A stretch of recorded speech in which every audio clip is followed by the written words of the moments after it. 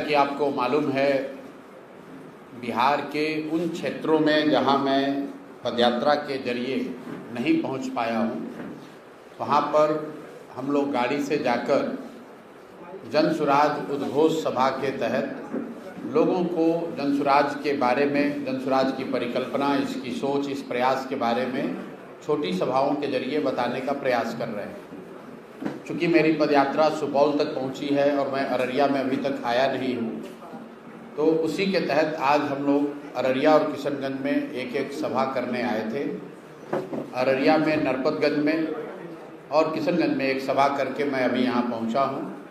कल पूर्णिया और कटिहार में 2 सभा और करेंगे। इसके बाद जो पार्टी के 2 कार्यक्रम हैं जिसके बारे में मैं आपको बताना चाहता हूँ। 11 मई से जन सुराज पार्टी की ओर से, जन सुराज परिवार से जुड़े हुए सभी सदस्यों की ओर से 3 बड़े मुद्दे जो पिछले 4-5 सालों से बिहार के सामाजिक राजनीतिक चर्चा के केंद्र में रहे हैं, उन 3 बड़े मुद्दों पर जन सुराज एक व्यापक राज्यव्यापी जन अभियान शुरू कर रहा है, जिसके तहत 1 करोड़ लोगों से हम लोग जाकर मिलेंगे और उनसे उन 3 बातों को साझा करेंगे और उन बातों पर उनकी सहमति, उनका हस्ताक्षर लिया जाएगा। 3 मुद्दे क्या हैं वो मैं आपसे साझा कर देता हूं। पहला मुद्दा है जातीय जनगणना, जिसके नाम पर पिछले 3-4 साल से इतनी राजनीति हुई है, जातीय उन्माद को बढ़ाने की कोशिश की गई, राजनीतिक रोटी सेकने का प्रयास किया गया। हम लोग ये दिखाना चाहते हैं कि कैसे जातीय जनगणना का उपयोग सिर्फ और सिर्फ राजनीतिक मकसद से बिहार जैसे राज्य में किया जा रहा है। बिहार में जैसा कि आप लोग को याद होगा 2023 में जातीय जनगणना पूरी कर ली गई और 7 नवंबर 2023 को जातीय जनगणना का जो रिपोर्ट आया उसको बिहार की विधानसभा के पटल पर रखा गया।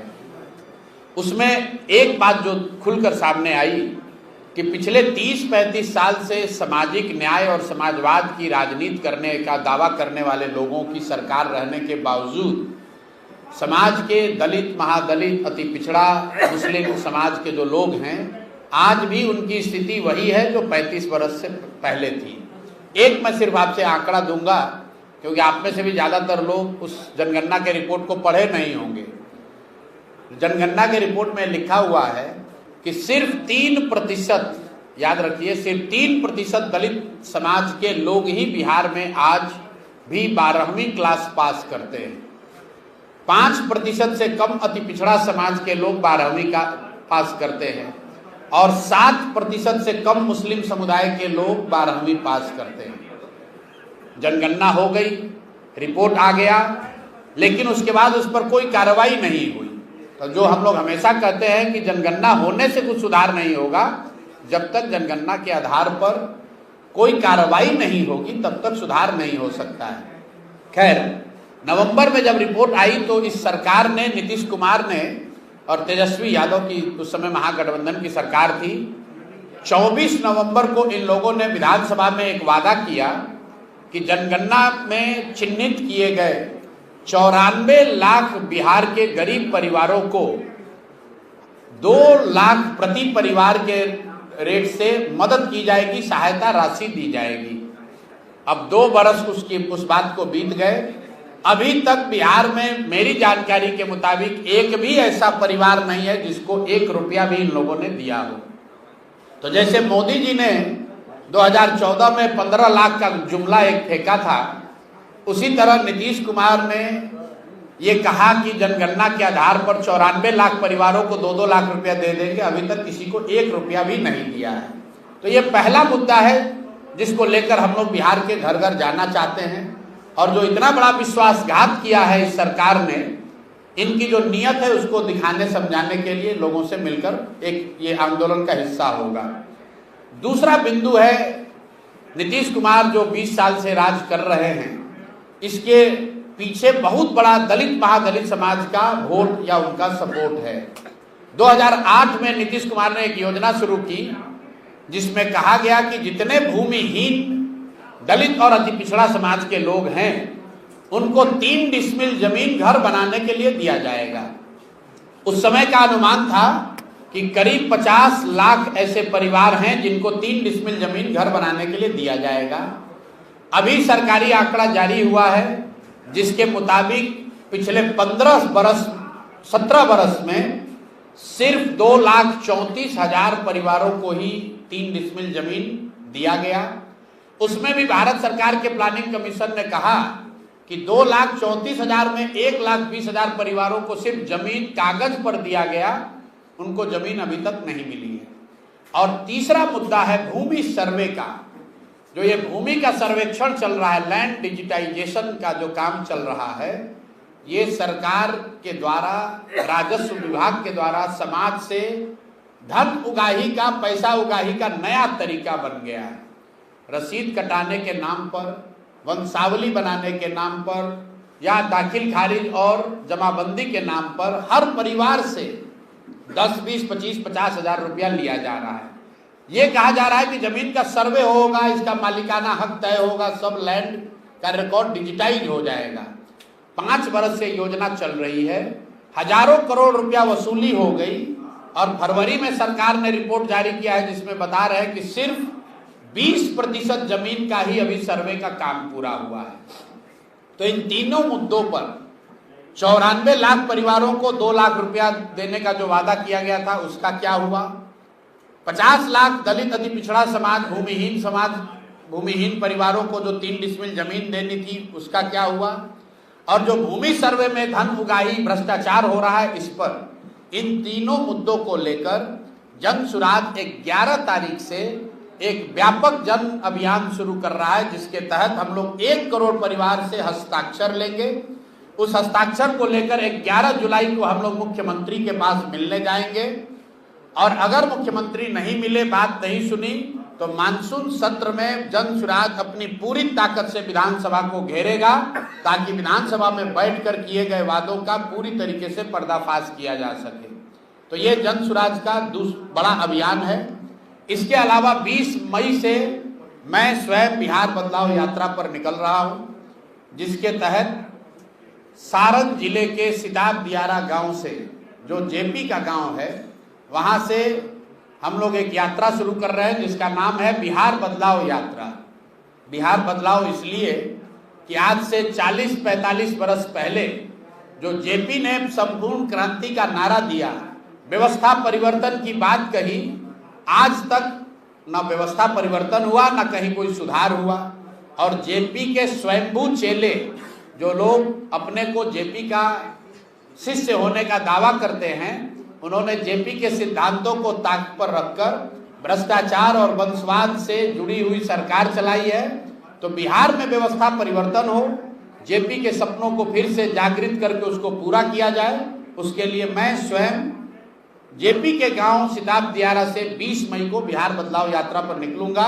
और उसमें लक्ष्य है कि 120 दिन में, बिना घर वापस गए 120 दिन में 240 विधानसभा, उन विधानसभाओं के प्रखंड, गांव, पंचायत में जहां तक हो सके वो गाड़ी से पहुंचा जाए, लोगों को ये बात बताई जाए।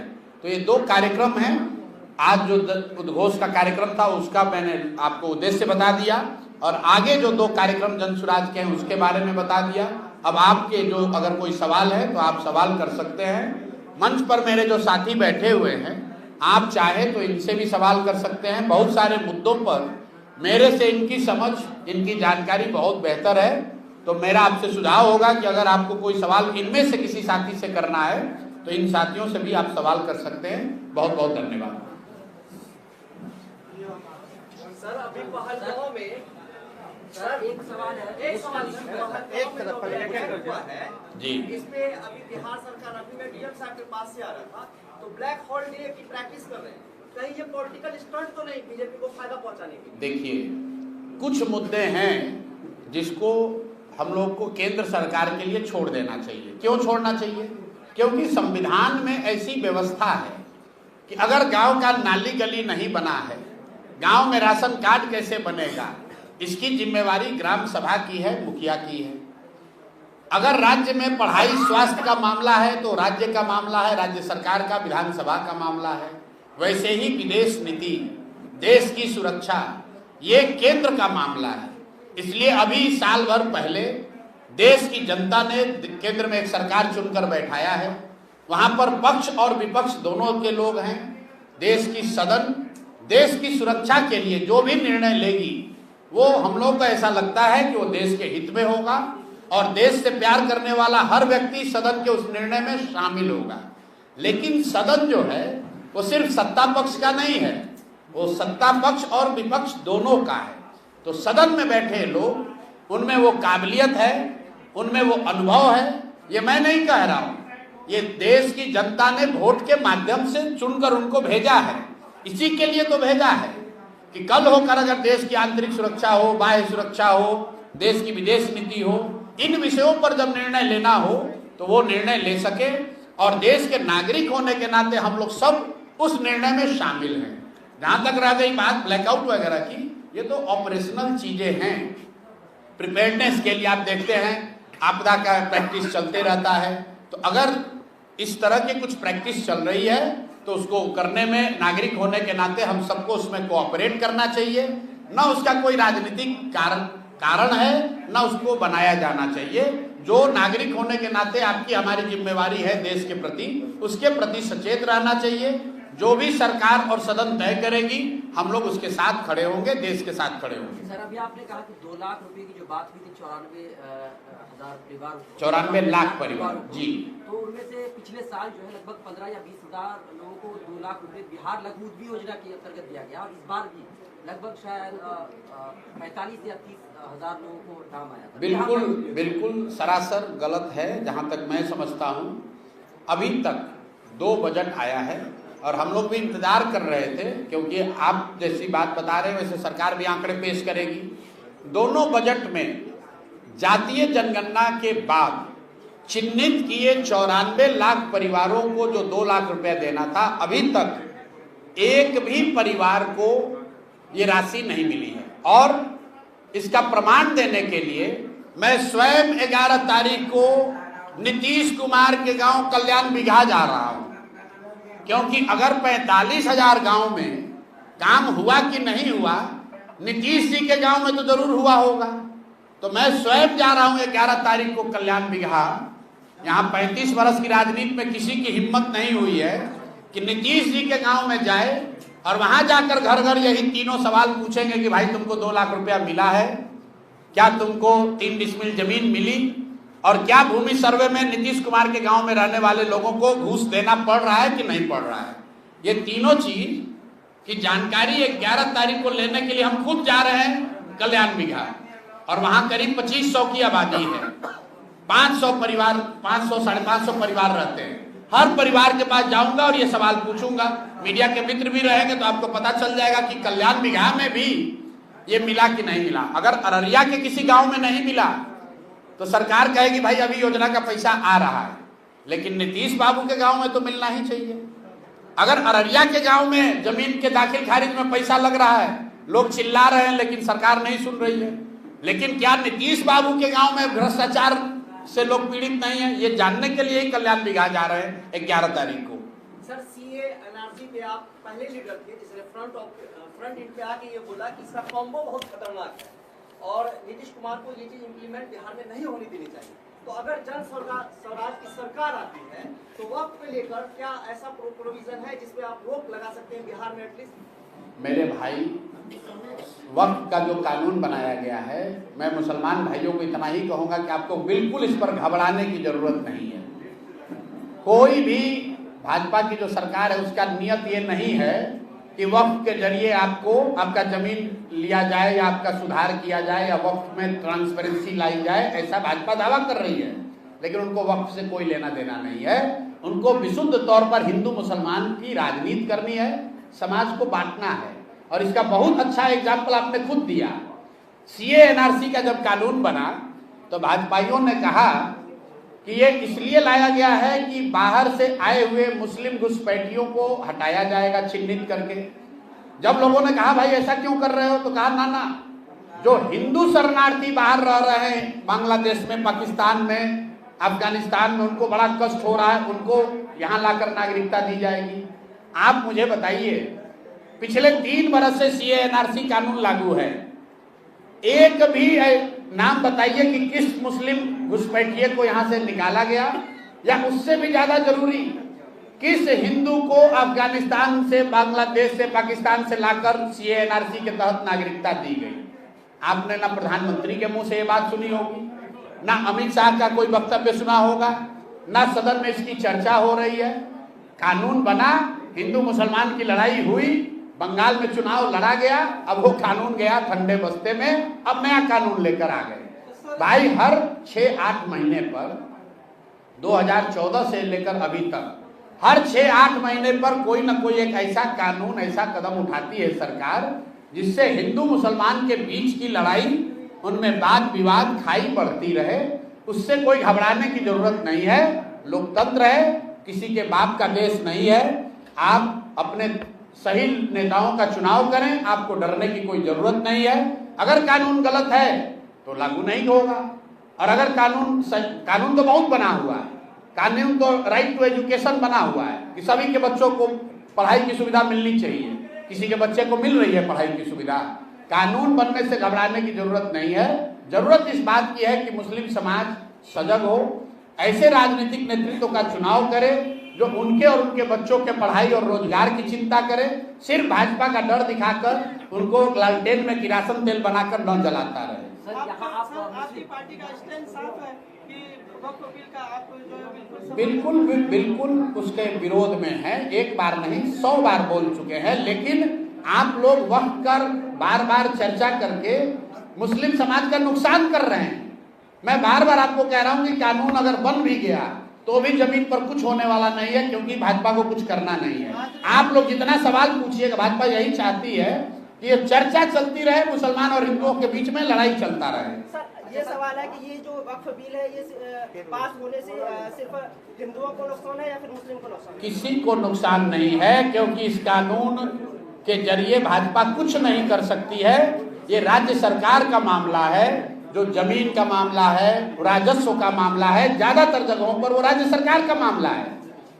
आप लोग क्यों घबरा रहे हैं? बेकार समाज को डरवा रहे हैं आप लोग। मैंने आपको पहले एग्जाम्पल देकर बता दिया कि CA/NRC के तहत किसको अभी यहाँ देश से निकाला गया। CA/NRC के तहत कितने लोग अररिया, पूर्णिया से, किशनगंज से निकाले गए हैं बताइए। अरे भैया, इनका कोई हिम्मत नहीं है। ये खाली कानून बनाते हैं इसलिए कि आप डरिए और डर के आपस में चर्चा करते रहिए। अब आप लोग भी वक्फ किए जा रहे हैं, और कोई आके खड़ा होके वक्फ के खिलाफ बोलेगा, मुसलमान लोग समझेंगे कि यही हमारा नया रहनुमा है। बिल्कुल इस कानून पर कोई बात करने की जरूरत नहीं है। केंद्र में उनकी बहुमत, उन्होंने सरकार कानून बना दिया। ये राज्य सरकार का मामला है, राज्य में बढ़िया सरकार रहेगी, आपको कुछ डरने की जरूरत नहीं है। सबसे पहले तो मेरा नाम शुभम कुमार है, मैं पब्लिक न्यूज 24 बिहार से।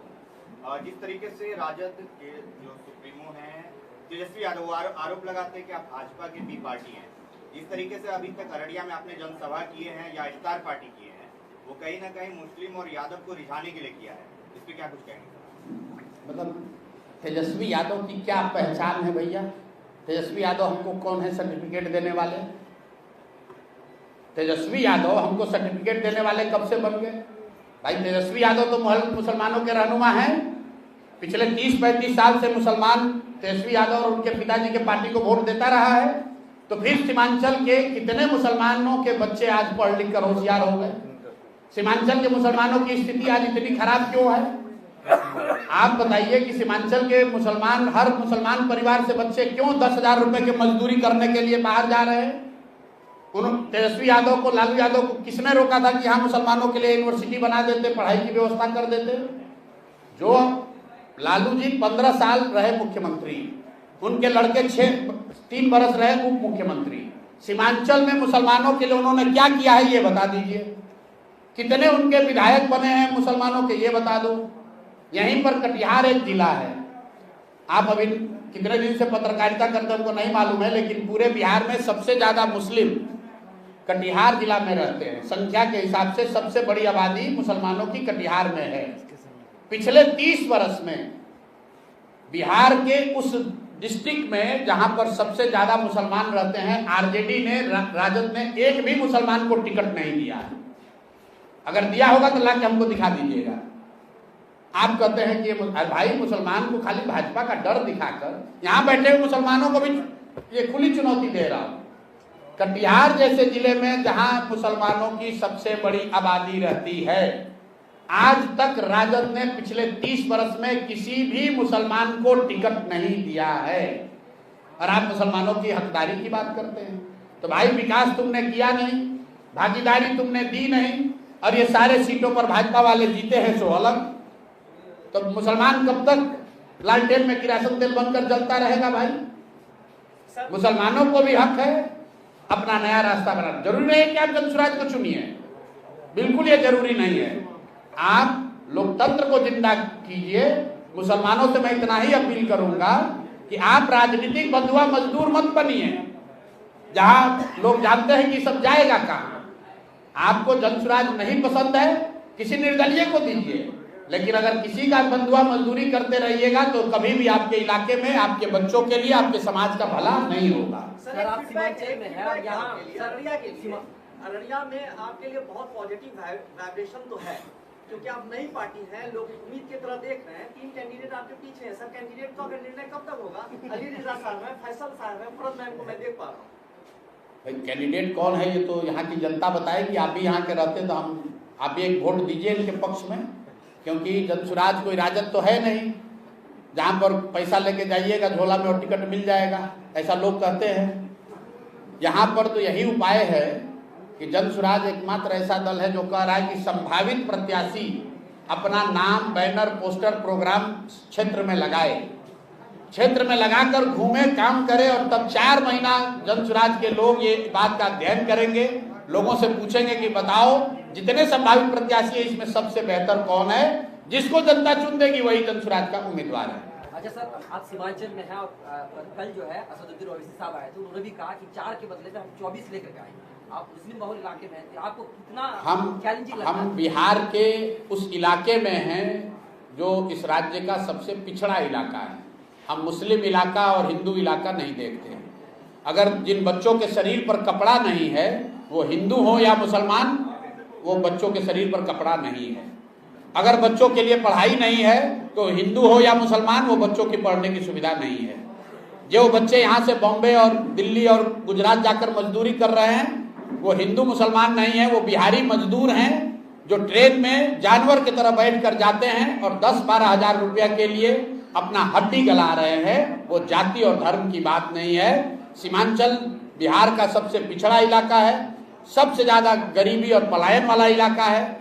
जनसुराज का संकल्प है पलायन को रोकना। 1 साल के अंदर कोई भी लड़का, किसी भी परिवार का लड़का 10-12 हजार रुपए के लिए मजदूरी करने बाहर नहीं जाएगा। ये जनसुराज का संकल्प है और उससे सबसे बड़ा फायदा सीमांचल के लोगों को होगा, क्योंकि सबसे ज्यादा पलायन सीमांचल से हो रहा है। सर एक सवाल, आपने कहा था कि पीके यूथ क्लब के मार्फत से जो पाठशाला खुलने थी, बिहार में कुल कितने पाठशाला खुला है? पीके यूथ क्लब के जरिए 1 लाख यूथ क्लब खोलने की परियोजना शुरू की गई, जिसमें यह कहा गया कि वो बच्चे जो राजनीति करना चाहते हैं, पाठशाला खोलने के लिए पीके यूथ क्लब नहीं बना है, जो लोग राजनीति करना चाहते हैं, जिनके पिताजी विधायक मंत्री नहीं हैं, जिनके बाबूजी बहुत पैसे वाले नहीं हैं, लेकिन वो बच्चे राजनीति करना चाहते हैं, खासकर पंचायती राज की जो त्रिस्तरीय व्यवस्था है उसके जरिए अपनी पहचान बनाकर आगे बढ़ना चाहते हैं, वो लोग क्लब के जरिए जनसुराज से जुड़ेंगे और उनको ये सुविधा दी जाएगी कि अगर वो चाहें तो अपने इलाके में गरीब बच्चों के पढ़ाने की व्यवस्था कर सकते हैं, हेल्थ कैंप लगवा सकते हैं, लोगों को राशन कार्ड दिलवा सकते हैं। कुल 22,000 क्लब बिहार में खुले हुए हैं और 26 के चुनाव के लिए करीब 8,500 बच्चों ने अपना आवेदन रजिस्ट्रेशन पूरा किया है, जिनको जनसुराज की ओर से प्रशिक्षण, प्रचार प्रसार की सामग्री और सुझाव, चुनाव लड़ने का तरीका ये बताया जा रहा है। अभी 5 दिन पहले भी मैंने एक कार्यशाला आयोजित की थी, जिसमें 800 से ज्यादा ऐसे बच्चे जो अगली बार मुखिया, सरपंच, वार्ड का चुनाव लड़ना चाहते हैं, वो जनसुराज से जुड़कर वो काम कर रहे हैं। पाठशाला खोलना और नहीं खोलना ये उनकी मर्जी है कि उनके पंचायत के क्षेत्र में वो पाठशाला खोलना चाहते हैं कि वहां पर राशन कार्ड बनवाना चाहते हैं। जो भी लोकल मुद्दे हैं उस पर जो समाज की मदद करना चाहते हैं उसमें जन सुराज उनकी मदद करता है। ठीक है भैया, बहुत बहुत धन्यवाद। आप सबका नरपतगंज के इस मैदान में इस कड़ाके की धूप में आप कष्ट करके समय निकालकर इतनी धूप में आए हैं। आपका सबका हृदय से धन्यवाद कर रहा हूं, आपका शुक्रिया अदा कर रहा हूं, आपका नमन कर रहा हूं। मेरा ही नाम है प्रशांत किशोर। हम नेता नहीं हैं, हम नेता नहीं हैं। बिहार के एक साधारण परिवार के लड़के हैं। हमारे अपने दादा इसी बिहार में बैलगाड़ी चलाते थे, मजदूर थे। बाबूजी हमारे सरकारी डॉक्टर थे। यही सरकारी विद्यालय से, बोड़ा वाला विद्यालय से पढ़कर हमने अपना जीवन शुरू किया है। माता पिता का आशीर्वाद है, ऊपर वाले की कृपा है, जीवन में कुछ हासिल कर लिए हैं। लोग बताते हैं कि पिछला 10 बरस में हमने जिसका हाथ पकड़ लिया, जिसको सलाह दे दिए, वो आदमी जीत के राजा हो गया। आप मुखिया, सांसद, विधायक बनाते हैं, हम 1-2 नहीं 10 से ज्यादा मुख्यमंत्री को बनाने में कंधा लगाए हैं। लेकिन 3 बरस पहले हमने वो काम को छोड़ दिया। अब आप कहिएगा कि जिस काम को करके इतना नाम, पैसा, शोहरत कमाए हैं, वो काम को छोड़कर आज बिहार में गली गली क्यों घूम रहे हैं? काम को इसलिए छोड़े कि 10 बरस बड़े बड़े दल और नेताओं को जिताकर देखा। ये अनुभव हुआ कि नेता और दल के जीतने से जनता का जीवन नहीं बदलता। ये आपको, हमको लगता है कि हमारा दल जीत गया, हमारा नेता जीत गया, हमारा झंडा वाला जीत गया, मेरे जाति वाला जीत गया। मेरे भाई, जो जीत गया वो जीत के हेलीकॉप्टर पर गया, और आप और आपके बच्चे जहां थे वहीं रह गए। तो हमें ये अनुभव हुआ कि अगर भगवान ने हमको ये ताकत, शक्ति, बुद्धि दिया है, जिसको सलाह देते हैं, जिसका हाथ पकड़ते हैं, वो जीत के राजा हो जाता है। तो नेता और दल को तो बहुत जिता लिए, एक बार चल के बिहार की जनता को सलाह देते हैं, आपका हाथ पकड़ते हैं, ताकि आपका जीवन भी बदले और आपके बच्चे भी जीत कर आए। इसीलिए ये अभियान शुरू किए हैं। हम वोट नहीं मांगते, वोट नहीं मांगते हैं। आप आए हैं यहाँ मैदान में, आप सोच कर आए हैं कि कोई नेताजी आए हैं, कहेंगे हमको वोट दीजिए, हम जीवन सुधार देंगे। हम वोट मांगते ही नहीं है। वोट क्यों नहीं मांगते हैं? अरे भाई, वोट मांगने वाला तो हर 1-2 साल पर कोई ना कोई यहाँ आता ही है। जो आता वो यही कहा कि हमको वोट दे दो, हम आएंगे, तुम्हारा सब काम कर देंगे, जीवन सुधार देंगे। यही सुन सुन के आप जीवन भर से वोट दिए जा रहे हैं। 30-40 वर्ष तक हम लोग कांग्रेस को जिताए, फिर गरीब के बेटा लालू जी को राजा बनाए। अभी 18-19 साल से नीतीश बाबू कुर्सी पर बैठे हैं। दिल्ली में आपने मोदी जी को भी बैठा कर देख लिया, आपका और आपके बच्चों का जीवन नहीं सुधरा। तो अब आए हैं कोई प्रशांत किशोर, आप हमारी बात सुनिएगा, हम पर भरोसा करके हमको वोट दीजिएगा। तो इसका क्या गारंटी है कि हम आपके साथ धोखा नहीं करेंगे? अरे भैया, वोट से पहले तो सब आदमी अच्छे बतियाता है, वोट के बाद आपका गला काटता है। इसीलिए हम वोट नहीं मांगते हैं। लेकिन अभी 15 मिनट में आपको एक रास्ता बताएंगे, गरीबी से निकलने का रास्ता। उस रास्ते को आप सुन लीजिए, सीख लीजिए और मेरा गारंटी लिख लीजिए। अगर उस रास्ते पर चलकर आप वोट देंगे तो जिसको मन है उसको वोट दीजिए। मन से कह रहे हैं, जिसको मन है उसको वोट दीजिए, लेकिन जो रास्ता बताएंगे वैसे वोट दीजिएगा। तो और कुछ हो या न हो, आपके बच्चों के लिए पढ़ाई, रोजगार निश्चित तौर पर बिहार में हो जाए। और अगर न हो तो नेताजी का नहीं, मुखिया विधायक का नहीं, अपना बेटा, अपना भाई प्रशांत किशोर का गला पकड़िएगा। अब जिसको जिसको ये रास्ता सीखना है, 15 मिनट तक आपस में कोई बात नहीं करेगा। आपसे हम सिर्फ 2 सवाल पूछेंगे, उसका जवाब दीजिएगा और आपको अपने आंख के सामने दिखेगा कि आपके गरीबी बदहाली का कारण क्या है और इससे निकलने का रास्ता, उपाय क्या है। यही जादू आपको जादू की तरह दिखेगा कि आपके बच्चों को रोजगार, पढ़ाई कैसे मिलेगा। सारे लोग, जितने लोग यहाँ आए हैं, जरा सोच के बताइए। सबको बताना है, जब सवाल पूछेंगे हाथ उठाकर हाँ या ना बोलिएगा। सारे लोग जरा सोच के बताइए, आपके गांव में, आपके गांव पंचायत में और कुछ हो या ना हो, आपके बच्चों के लिए बढ़िया पढ़ाई और रोजगार का व्यवस्था होना चाहिए कि नहीं होना चाहिए? सबका हाथ उठना चाहिए। होना चाहिए कि नहीं होना चाहिए? होना चाहिए, होना चाहिए। अरे भाई, नरपतगंज का जनता कितना समझदार है। आप चाहे हिंदू हैं या मुसलमान, अगड़े हैं या पिछड़े, महिला हैं या पुरुष, पढ़े लिखे हैं या अनपढ़, गरीब हैं या अमीर, सबने कहा कि न भैया, पढ़ाई और रोजगार का व्यवस्था तो होना ही चाहिए। हम नहीं सिखाए, किसी नेता, किसी प्रशांत किशोर का जरूरत नहीं है। आप पहल से मालूम है, अगर आपका बच्चा पढ़ लिख जाए, उसको रोजी रोजगार हो जाए, तो कोई मुखिया बने, कोई विधायक बने, लालू बने, नीतीश बने, मोदी बने कि प्रशांत किशोर बने, अगर आपके बच्चों के लिए पढ़ाई रोजगार हो जाए तो आपका जीवन सुधर जाएगा। ये बात आपको पहले से पता है। अब आपको दिखाते हैं कि आपका ये दुर्दशा क्यों है। सब आदमी एक बार सोच के, अब दूसरे सवाल का बारी है, सोचकर बताइए। अब फिर जादू देखिए।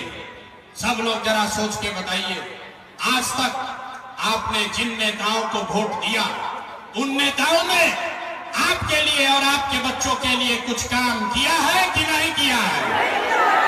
हाथ उठाकर बताना है, वीडियो में रिकॉर्ड होगा। हाथ उठाकर बताइए, किया है कि नहीं किया है? किया है कि नहीं किया है? जो खड़े हैं वो भी बताइए, किया है कि नहीं किया है? नहीं किया है। अब पीछे मत हटना भाई, जादू देखने का समय आ रहा है। आपने कहा, सबने लिखा है कि भैया आज तक हम लोगों ने जिसको वोट दिया, उसने हमारे बच्चों के लिए कोई काम नहीं किया। अब हम गिनवाना शुरू करते हैं। सही बोले तो हाँ बोलिएगा, और गलत बोलेंगे तो ना बोलिएगा। बात खत्म होगा, आपको दिखेगा कि पढ़ाई रोजगार कैसे मिलेगा। पूरे बिहार में, अररिया में, नरपतगंज में यहाँ आए हुए बहुत सारे लोगों ने 5 किलो अनाज के लालच में मोदी जी को, भाजपा को वोट दिया है। तो बिहार में चाहे जितना चोरी भ्रष्टाचार है, 1 किलो चोरी करके 4 किलो अनाज यहाँ के गरीब को मिल रहा है कि नहीं मिल रहा है? बोलो भाई, मिल रहा है कि नहीं मिल रहा है? आपने, हमने वोट दिया हिंदू मुसलमान बनके। चुनाव से पहले सारे हिंदू को भाजपाइयों ने कहा, अपना कष्ट भूल जाओ, पहले अयोध्या में रामलला का मंदिर बनाना है। तो आपके गांव में, अररिया में, नरपतगंज में नाली गली नहीं बना, स्कूल अस्पताल नहीं हुआ, फैक्ट्री नहीं लगी, लेकिन आपके वोट की ताकत से अयोध्या में राम जी का मंदिर बना है कि नहीं बना है? आपने, हमने वोट दिया बिजली के नाम पर नीतीश कुमार को। लालू जी के राज में बिजली नहीं आता था, लोगों ने कहा कि हमको बिजली चाहिए, सड़क चाहिए, हम लोग नीतीश कुमार को वोट देंगे। तो नीतीश के राज में, इसी बदहाल बिहार में बिजली का बिल 2000 आए चाहे 4000, घरे घरे बिजली आया है कि नहीं आया है? बताओ भाई, बिजली आया है कि नहीं आया है? 2 बार हिलाएंगे नहीं, बोलिए बिजली आया है कि नहीं आया? आपने, हमने वोट दिया जाति के नाम पर, अपने जात के नेता को। बिहार में आदमी कहता है जिए चाहे मर जाए, अपना जाते वाले को वोट देंगे। तो आपके जात के नेता ने आपके बच्चों के लिए पढ़ाई रोजगार का बात नहीं किया, लेकिन जाति का बात और जाति का जनगणना पूरा बिहार में कराया है कि नहीं कराया है?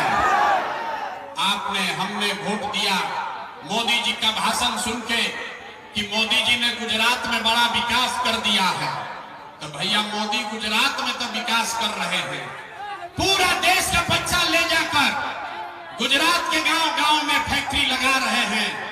और आपके हमारे बच्चे अररिया, नरपतगंज, फारबिसगंज के बच्चे ट्रेन में जानवर की तरह बैठ के गुजरात में जाकर नौकरी मजदूरी कर रहे हैं कि नहीं कर रहे हैं? अरे भाई, तो कौना बात पर वोट दिए हो जो नहीं मिला? आपने अपने बच्चों के नाम पर कहा कि आज तक हमने अपने बच्चों के पढ़ाई रोजगार के लिए वोट नहीं दिया। यही बताने आए हैं, बोइएगा बबूल तो आम कहां से खाइएगा? वोट दीजिएगा 5 किलो अनाज के लिए, रोजगार कहां से मिलेगा? वोट दोगे हिंदू मुसलमान के लिए तो आपके बच्चों के लिए पढ़ाई कहां से होगा? वोट दोगे जाति के नाम पर तो आपके लोगों के लिए रोजगार कहां से होगा? आपने मंदिर के लिए वोट दिया, मंदिर बना है। आपने 5 किलो अनाज के लिए वोट दिया, अनाज मिल रहा है। आपने बिजली के लिए वोट दिया, बिजली आया है। आपने सिलेंडर के लिए वोट दिया, सिलेंडर बटा है। आपने जाति के लिए वोट दिया, जाति का गणना हो रहा है। आपने मोदी के गुजरात के विकास के लिए वोट दिया, गुजरात का विकास हो रहा है।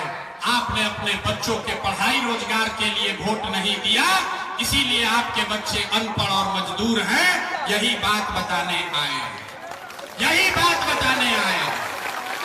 अगर आप अपने बच्चों की चिंता नहीं करोगे तो दुनिया में कोई आपके बच्चों की चिंता क्यों करेगा? जिसको अपने बच्चे का चिंता नहीं है, उसको दूसरों की चिंता, दूसरा आदमी उसके बच्चे का चिंता क्यों करेगा? आप यहां बैठ के लालू नीतीश को गाली दे रहे हैं। अरे भाई, आपको तो अपने बच्चों की चिंता नहीं है। यहां जितने लोग बैठे हैं, जरा एक बार अपने अपने बच्चों के नाम पर जरा बताइए, आपको अपने बच्चों की चिंता है कि नहीं है? जरा हाथ उठाकर बताइए तो, अपने बच्चों की चिंता है कि नहीं है? जोर से बोलिए, हाथ उठाकर बच्चों की चिंता है कि नहीं है? है? सारे के सारे नरपतगंज के लोग झूठ बोल रहे हैं। आपने कहा कि आपको आपके बच्चों की चिंता है, तो मेरे भाई जरा एक बार अपने बच्चों का चेहरा याद कीजिए, एक बार अपने अपने बच्चों का जरा चेहरा याद कर लीजिए और अपने बच्चों के नाम पर ईमानदारी से बताइए, आप में से किसने जीवन में एक बार भी अपने बच्चों के पढ़ाई रोजगार के लिए वोट दिया है? देखिए, अपना पूरा सभा देख लीजिए, अभी कितना जोर से बोले हैं।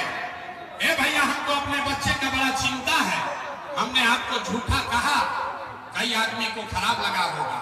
अभी आपके आंख के सामने है, आप कहते हैं कि हमको हमारे बच्चे का चिंता है, लेकिन आज तक आपने अपने बच्चों के पढ़ाई रोजगार के लिए वोट नहीं दिया।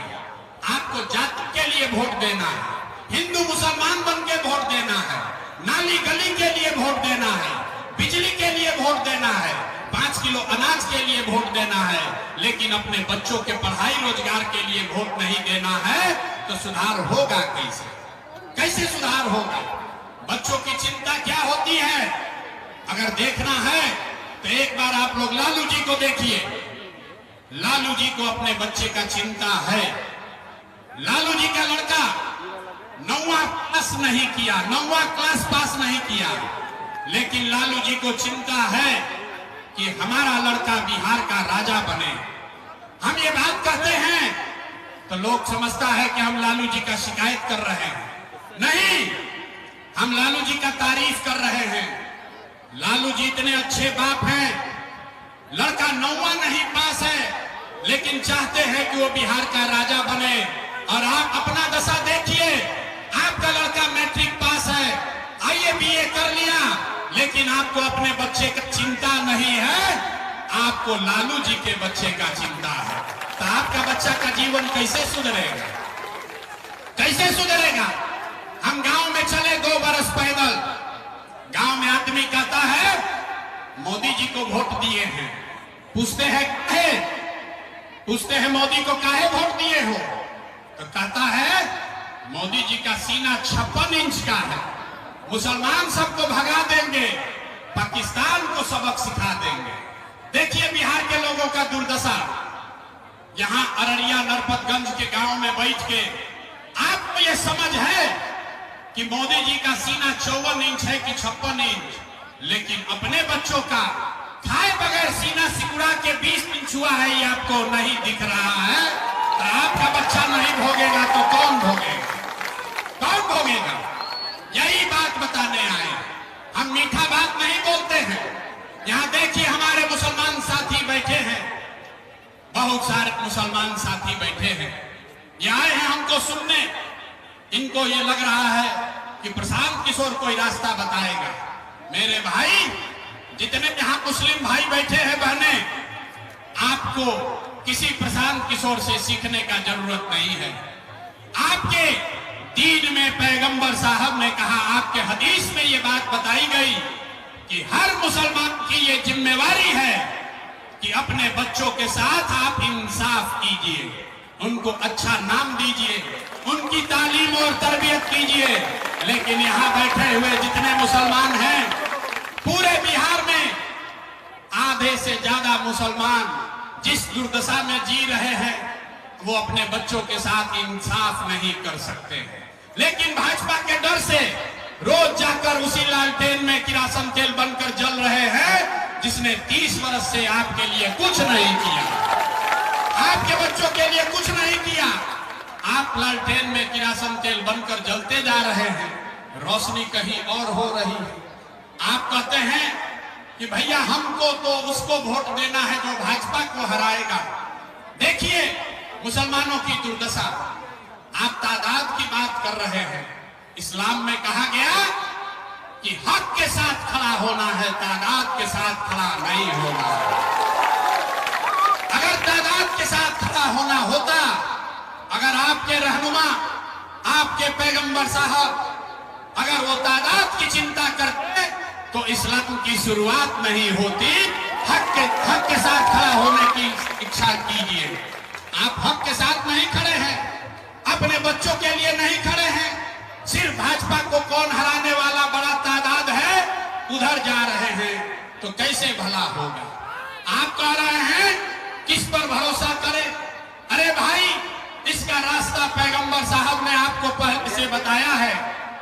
आपको बताया कि जिस कौम को अपने रहनुमाओं की समझ नहीं होगी, उसके ऊपर जालिम हुक्मरानों को मुसल्लत कर दिया जाए। ये बात प्रशांत किशोर नहीं कह रहे, ये बात इस्लाम में बताई गई। तो अगर आज का रहनुमा, आज के हुक्मरान, आज की सरकार जालिम है, तो इसका मतलब है कि कहीं न कहीं आपने गलत रहनुमाओं को चुना है, इसीलिए आज इस दुर्दशा में आपको और आपके बच्चों को जीना पड़ रहा है। इसीलिए ये आए हैं। लोगों ने कहा भैया बात तो बहुत बढ़िया है, लेकिन बिहार में विकल्प नहीं है। क्या करें? बिहार में तो दुइये को दल है, एक मोदी जी का भाजपा, एक लालू जी का ललटेन। हम लोग किसको वोट दें? बिहार में तो दुइये को दल है। नीतीश चाचा का तो पता नहीं है कि कितना देर ललटेन पलटेंगे, कब उछल के कमल के फूल पर बैठ जाएंगे। तो लोग कहते हैं भैया विकल्प नहीं है, एक नागनाथ एक सांपनाथ, किसको हम लोग वोट दें? इसीलिए हमने ये संकल्प लिया। बिहार के पूरे 5000 से ज्यादा गांव में पैदल गए और 1 करोड़ लोगों को इकट्ठा करके जो विकल्प बनाया, दल बनाया, उसका नाम है जन सुराज। क्या नाम है? सबको बताना है, नाम क्या है? जोर से बोलिए, नाम क्या है? जन सुराज का मतलब क्या? सुराज मतलब सुंदर राज। किसका सुंदर राज? अरे भाई, आपने कांग्रेस का राज देख लिया, लालू नीतीश का राज देख लिया, मोदी का राज देख लिया। अब प्रशांत किशोर पर भी दाव लगाओगे, कोई फायदा नहीं है। अब आपका जीवन तब सुधरेगा जब बिहार जनता का राज हो, आपका राज हो, बिहार में जन सुराज हो, तब आपका जीवन सुधरेगा। होना चाहिए कि नहीं होना चाहिए? जरा हाथ उठाकर बताइए, जन सुराज होना चाहिए कि नहीं होना चाहिए? जोर से बोलिए, होना चाहिए कि नहीं होना? अभी आपको ये जनता का राज कैसे कायम होगा, गलती से कैसे निकलिएगा इसका मंत्र सिखाएंगे। पहला मंत्र, पहला संकल्प। जितने लोग आप यहां आए हैं, एक संकल्प लीजिए। जिन नेताओं ने आपको, बिहार को, आपके बच्चों को लूटा है, आपके बच्चों को अनपढ़ मजदूर बनाया है, चाहे आपके जाति का है या धर्म का, आपके दल का है या जात का, उसको वोट नहीं देना है। एक बार हाथ उठाकर संकल्प लीजिए। जिन नेताओं ने आपको लूटा है उसको वोट देना है कि नहीं देना है? एक एक आदमी को हाथ उठाना है, छूटेगा नहीं जान। हाथ उठाकर बोलो भाई। जिन नेताओं ने बिहार को लूटा है उसको वोट देना है कि नहीं देना है? जोर से बोलिए, देना है कि नहीं देना है? जोर से बोलिए, देना है कि नहीं देना है? आपके जात का है तो दीजिएगा कि नहीं दीजिएगा? ना, जोर से बोलिए। जात का है तो दीजिएगा कि नहीं दीजिएगा? हिंदू मुसलमान करेगा तो दोगे कि नहीं दोगे? नहीं दीजिएगा। अब 1000 रुपया लाकर देगा तो दीजिएगा कि नहीं दीजिएगा? 1000 रुपया देगा तो दीजिएगा कि नहीं दीजिएगा? बात सुन लीजिए। 1000 रुपया देगा तो पैसा लेना है। सब लोग समझ लीजिए। नेता आएगा, पैसा 500, 1000, 2000 देगा, पैसा लेना है। क्यों लेना है भी बताते हैं। 5 बरस आपसे राशन कार्ड बनाने के लिए पैसा लिया है कि नहीं लिया है? जोर से बोलो भाई, पैसा लिया है कि नहीं लिया है? जाति प्रमाण पत्र बनाने में पैसा लिया है कि नहीं लिया है? जमीन के दाखिल खारिज में रसीद कटवाने में पैसा लिया है कि नहीं लिया है? थाना में FIR करने में पैसा लगा है कि नहीं लगा है? भाई जितना लोग नहीं बोल रहे हो बताओ, थाना में FIR करने में पैसा लगा है कि नहीं लगा? भाई घरे घर नीतीश कुमार शराब बेचवा रहा है कि नहीं बेचवा रहा है? महिला लोग बोलिए, शराब हर घर बिक रहा है कि नहीं बिक रहा है?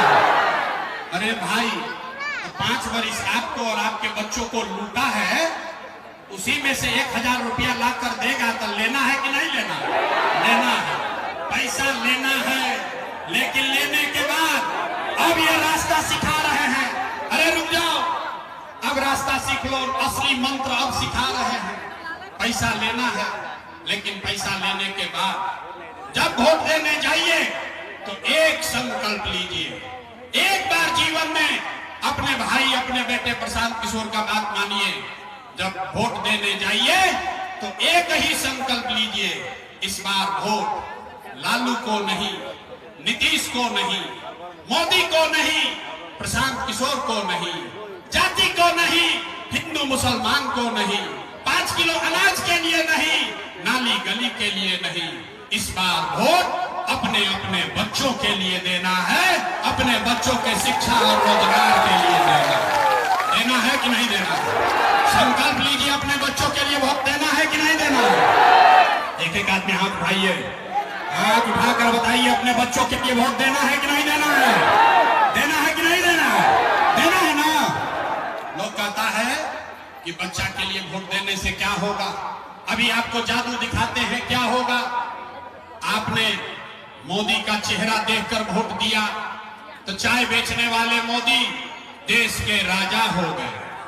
आपने लालू का चेहरा देखकर वोट दिया तो भैंस चराने वाले लालू यादव 30 वर्ष से बिहार के राजा हैं।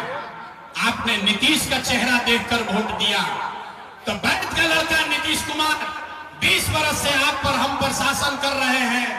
एक बार अपने भाई बेटे का बात मानिए, एक बार वोट अपने बच्चों का चेहरा देखकर दीजिए।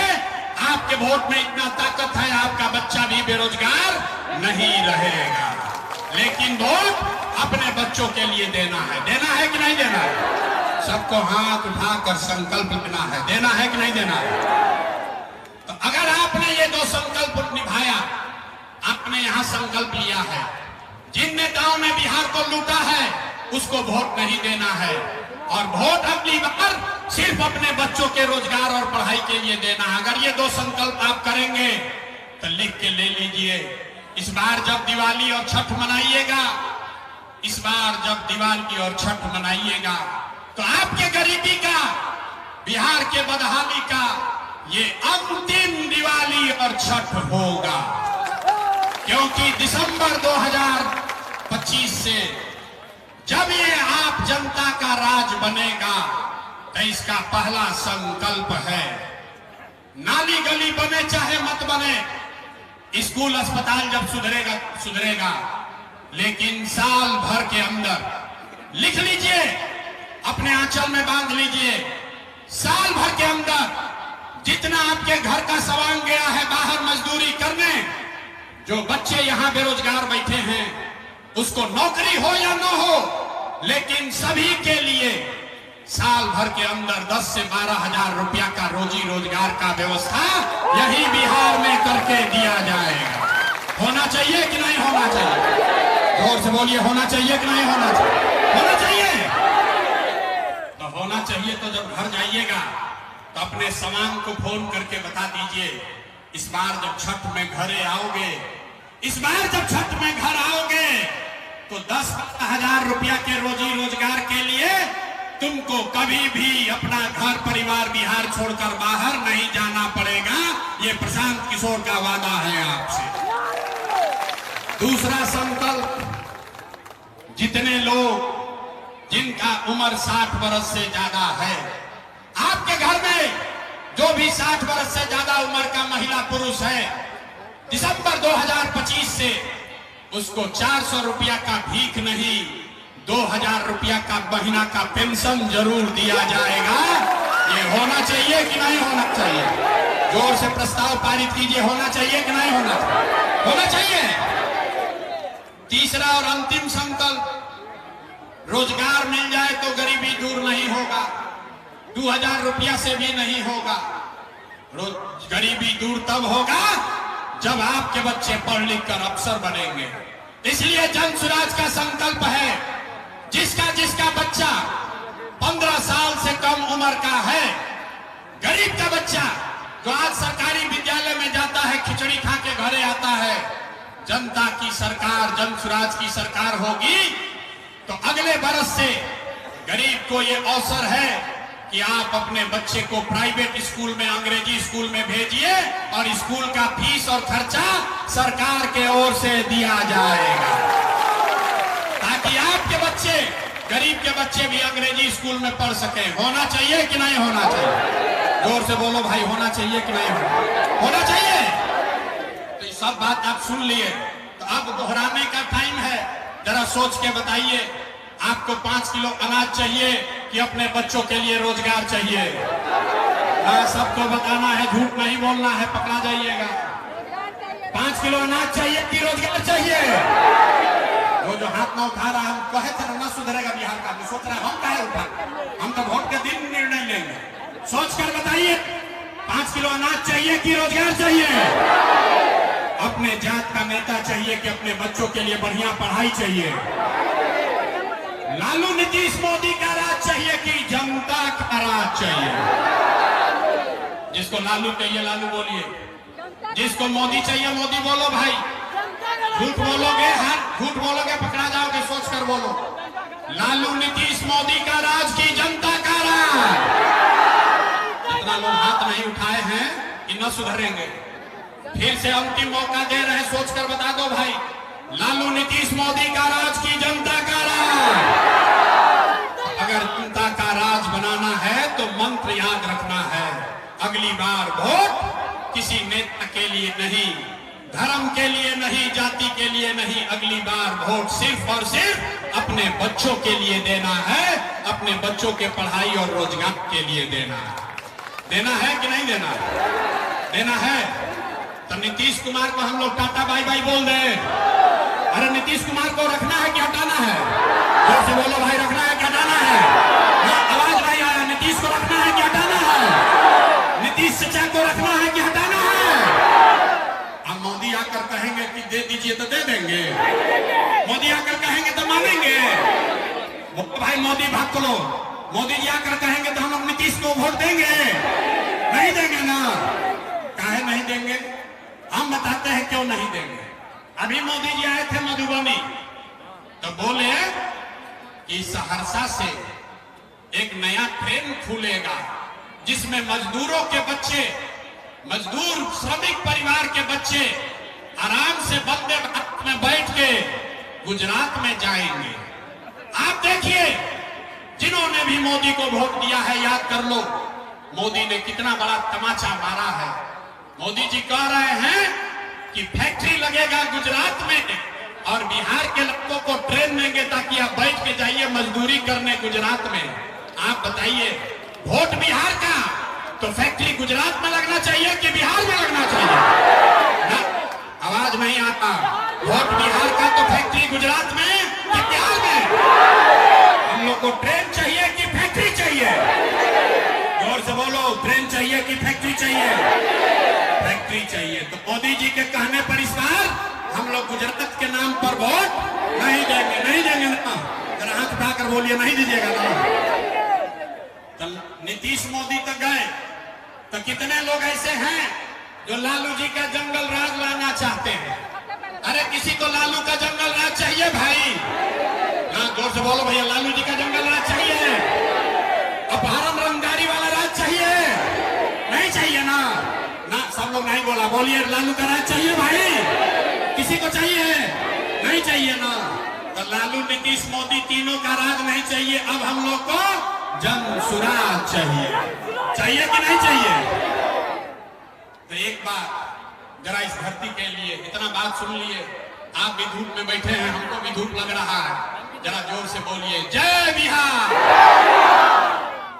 लोग कहता है, ये भाई इतना बढ़िया बढ़िया ये आदमी बतिया रहा है, वोट मंगवे नहीं किया, पैसा चंदा लेता ही नहीं है, तो काहे के लिए इतना मेहनत कर रहा?